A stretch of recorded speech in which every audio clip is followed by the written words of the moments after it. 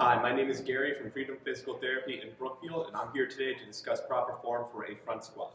So front squat's a variation of the squat where you have the weight in front of you and you're using your arms like a shelf to help hold it up. It goes well when you're trying to learn more of the higher level Olympic lifts, very popular among just the fitness community in general as a good variation for the squat.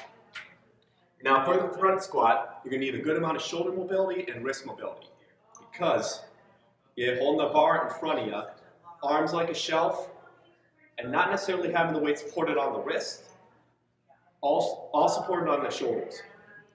Feet a little bit past shoulder width apart. I like some degree of toe out. You'll have debates over how much you want the feet facing outward. Some people like it straight forward, others like it more out. I kind of go somewhere in between. Arms here, and that's a solid shelf. Squatting down with good form, no hip shifting, no knees knocking. Coming back up. If you have a little bit of trouble doing that with a bar, you can also do it with a dumbbell. This would be called a goblet squat. You hold the end of the dumbbell like so, getting your good squatting form, squatting down and up. A nice way to help progress up into a little bit higher squat.